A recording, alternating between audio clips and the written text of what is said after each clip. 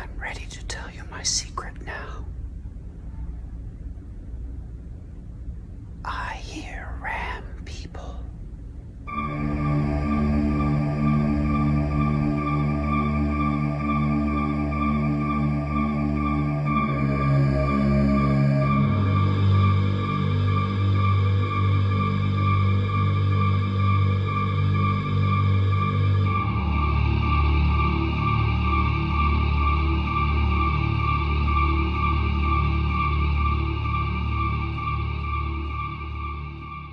Hello and welcome to this special Halloween edition of the Ram Jam. I'm Mark Conley, Chair of the Music Department. Although the pandemic has played us a trick this semester, we hope you'll enjoy some musical treats that we have in store for you tonight, including some hauntingly great performances by the Concert Choir and Voces Excelsis, as well as a piano that plays itself. So, sit back and enjoy this special Halloween edition of the Ram Jam.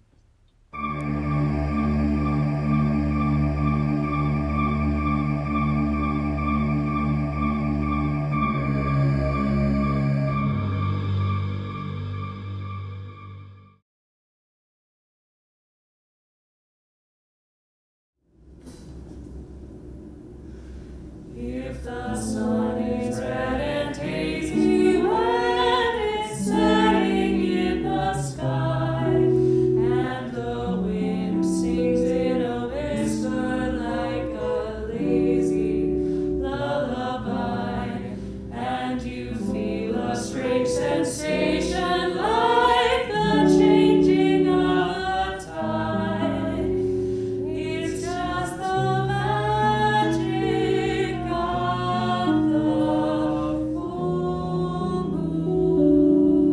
1, 2, 3, 4.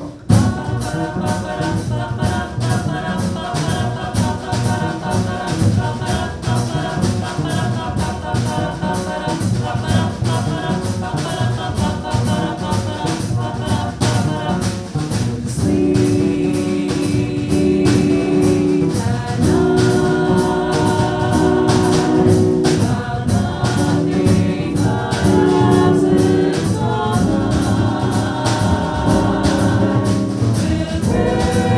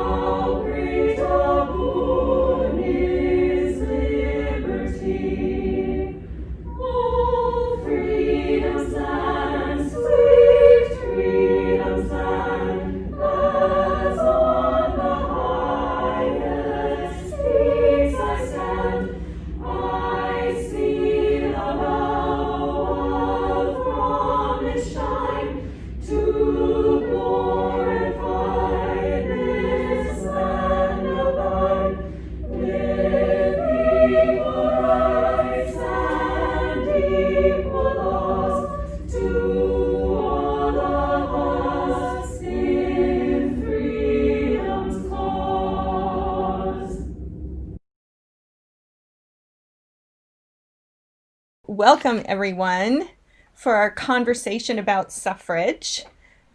We've been working on singing songs that commemorate the 100th anniversary of women's right to vote. And so, what we're going to do now is have a conversation about what that means. So, let's start with the first question, which is, what does the right to vote mean to you? I think that for women especially, that voting is really important because we didn't always have that privilege. And so we weren't always represented in different policies. Like sure, women were working and they had children in the education system and they were in the education system, but they weren't being represented, so they didn't have a say in how those um, organizations were being run. And so I think that for us now, it's important to honor all the work that the suffragists did to allow us to have that privilege and allow us to vote. And I think it's also important to say that even with the passage of the 19th Amendment, certain individuals groups weren't they didn't have that right to vote still. There were like African Americans in this country were discriminated against in the polling places with certain like literacy tests and things like that.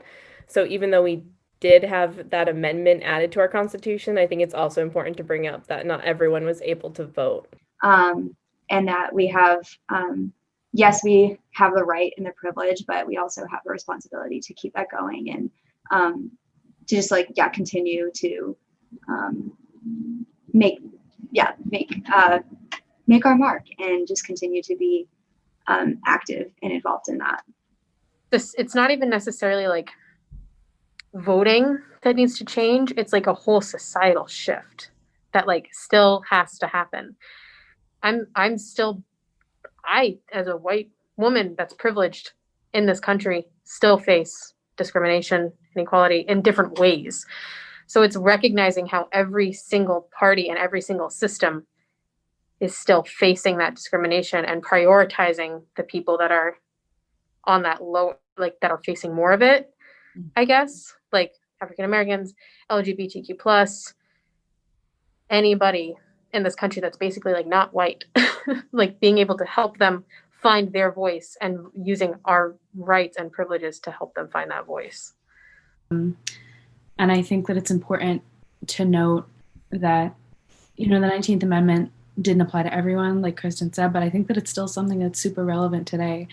I think that it isn't a static thing, and that, like Morgan said, it's something we need to continue to work on and continue to fight for, not only women going and voting, particularly young women participating in the democratic process and honoring the people that fought for that right, but I think also to improving the way that we vote in this country and the election system, and working to ensure that all women and all people have equal access to exercising their right to vote. To have the right to vote is to have the ability to make change.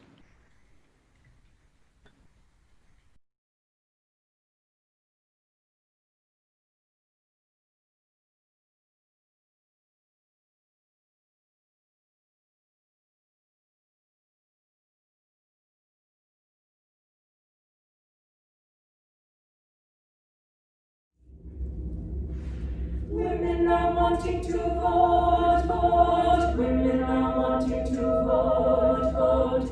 Women are wanting to vote, vote, vote, vote. What can the matter be? Women are wanting to vote, what can the matter be? Women are wanting to vote, what can the matter be? Women are wanting to vote, what can the matter be? Women are wanting to vote, what can the matter be? Women have husbands, they are protected. Women have sons by whom they're directed. Women have fathers, they're not neglected. Why are they wanting to vote? Women are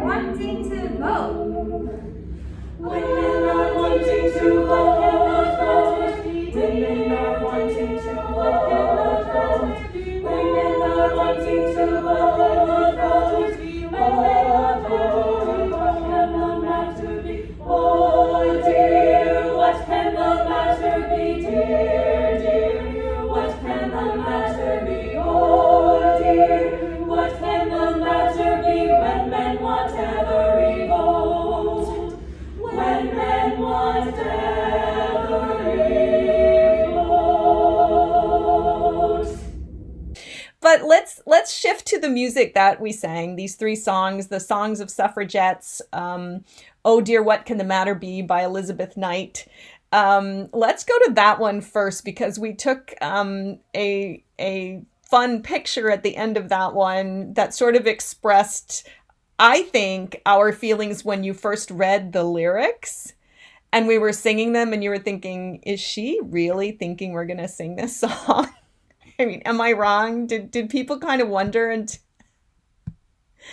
like, what was your response to "Oh dear, what can the matter be"? Women are wanting to vote. Tell me about that. I think it was kind of a like a moment of, is this for real? Right up until you get to the last verse and you realize it's ironic, because I think sometimes from a historiographical standpoint, we don't always remember that people have been sarcastic in history, not just now. And especially in this context, that it's a sarcastic song saying, oh, women, why don't you just want to stay home? Why don't you just want to, do all the things nice women are supposed to do? And then, of course, at the end, they're saying because men are trying to control everything, that's why we need to vote. And I think it's still super relevant. And I think it almost becomes more fun to leave that reveal to the end, and to kind of get progressively more and more ironic until it comes to the end of the piece. Because it engages people a lot that way, to be ironic with it. Yeah. Did anyone have difficulty singing their verse?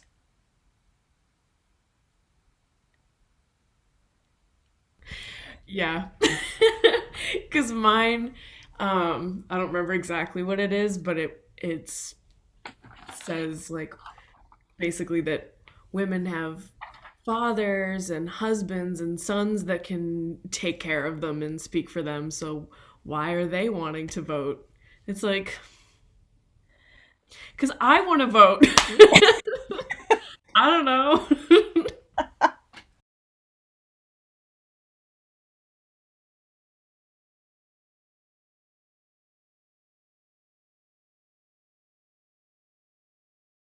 Daughters of freedom, the ballot be yours.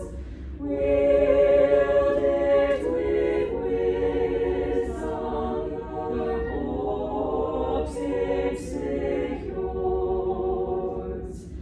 Rights that are equal, this ye claim. Bright Diadem,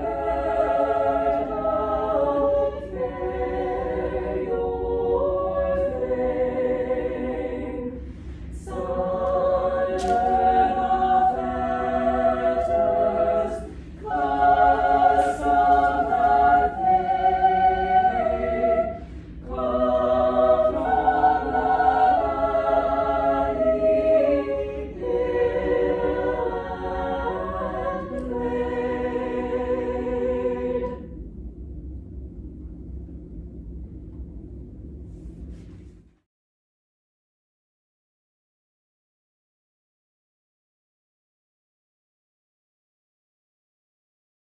Hello, everyone, and welcome. This is another week of our Meet the Artist series, and I'm pleased this time around to have with me our Professor of Composition and Theory, Eliane Aberdam.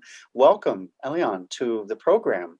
Thank you so much. And I'm very excited that we are featuring a couple of movements of your piece for pianist and disc clavier. I guess you would call it a piano duet, that is called Encounter. And I was wondering if you could just tell us a little bit about the disc clavier to start. How did you encounter this instrument, and how to start working with it? Yes, I encountered the disc clavier when I was studying at IRCAM in the mid-90s, and it was a fascinating thing. It was a magical thing. It's a piano that has the capability of playing itself, a little bit like the piano, the roll piano. How do you call that? Player piano. Mm-hmm. Yes, and but it's without the roll inside it, so it is much more magical in that in that sense, because it's controlled by MIDI and by any computer that you want to link to the piano itself. You see the keys being depressed, but nobody playing the keys. So it's I was always attracted to do something with this piano and use the capabilities of the piano, but it's only very years and years later that I actually realized that dream of mine. And it was at URI. When I arrived at URI, I had a piano disc clavier in my office. Mm-hmm. And I toyed with it for many, many years without getting anything composed really for it. And I finally started with the idea of making a piece that would show that the creature that we humans created, the disc clavier, basically is sometimes controlling us more than what we would want to. So this is what the first title of the piece, Encounter, was Computer Revenged, but I changed it later just to make it less scary, I guess.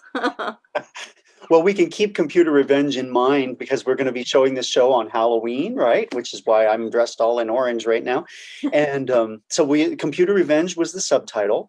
I think we're going to be seeing two of the movements, which are the first two where I think the piano and the pianist are getting along a little better. Is that right? In the movement 1 and movement 2? It's the first time they meet. Yes. Okay. Yes. And it's then like, they progress to a little less friendly relationship, I think, as the piece progresses. Is that right? Yes, they become rivals. Ah.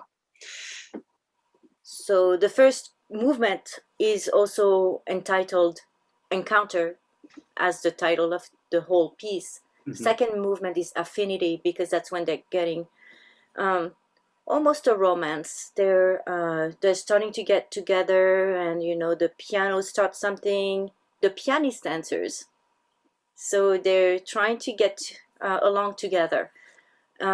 As time progresses, they're starting a little rivalry. The third movement is basically clockwork romance. Mm-hmm.